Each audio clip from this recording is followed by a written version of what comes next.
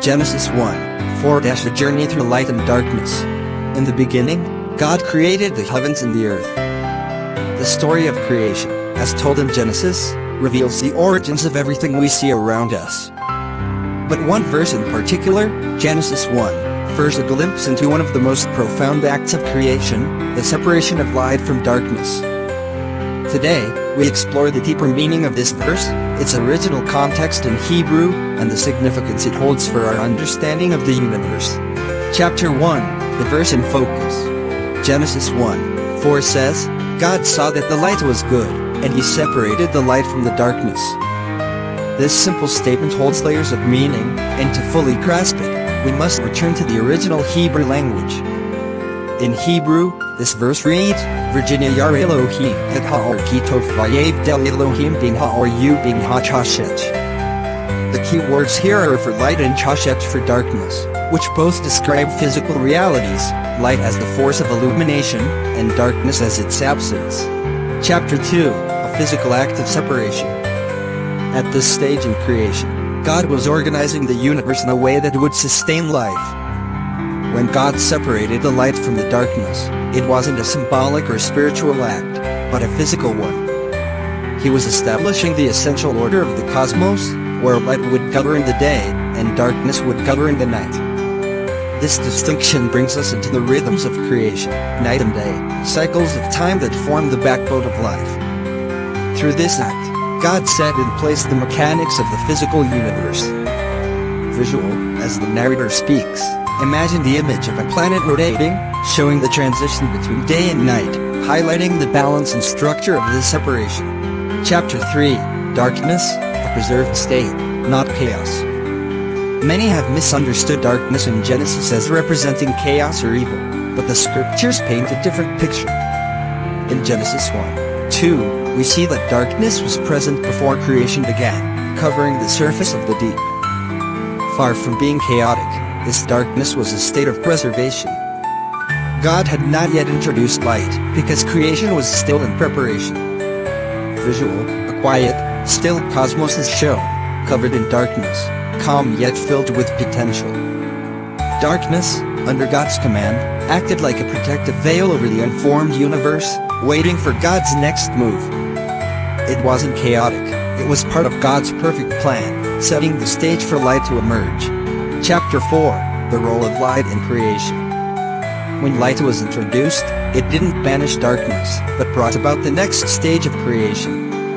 This light was not only physical, bringing illumination to the cosmos, but also deeply connected to the spiritual presence of Christ, as explained in the New Testament.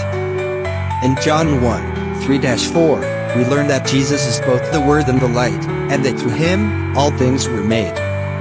Through him all things were made. Without him nothing was made that has been made. In him was life, and that life was the light of all mankind. Chapter 5, connecting Jesus to Genesis 1:4. Jesus, as the light of the world, was involved in creation from the very beginning. When Genesis 1:3 says let there be light, it was not just a reference to physical light, but to the presence of Jesus in the act of creation. Visual, light pouring over the earth, showing the connection to Christ as the source of creation. This understanding ties together both the Old and New Testaments.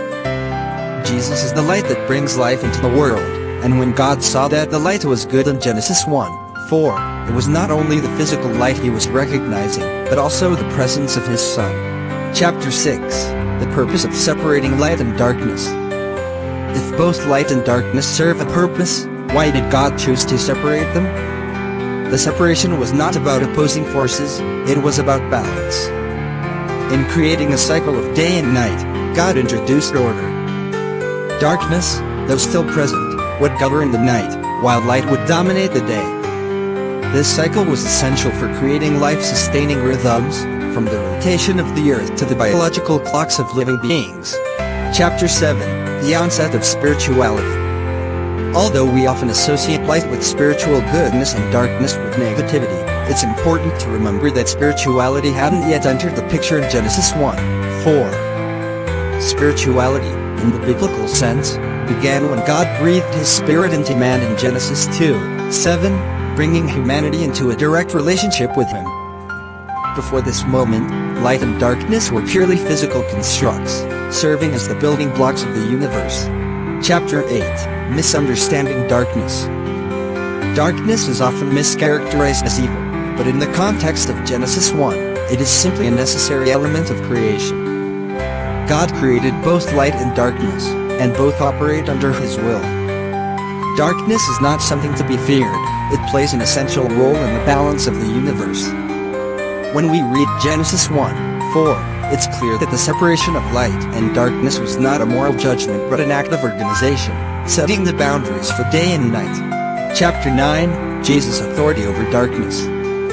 As the light of the world, Jesus holds authority over both light and darkness. Darkness is not outside of His control, it is subject to His will. The Gospel of John emphasizes that all things were created through Him, and that includes darkness itself. This reinforces the understanding that darkness is not inherently negative. It serves its purpose in creation, just as light does. Jesus, as the ultimate source of light, governs both, ensuring that the universe remains in balance. Conclusion: the balance of creation. In the end, Genesis 1:4 reveals a profound truth about creation. God's separation of light and darkness wasn't about moral division, but about setting the natural order in place.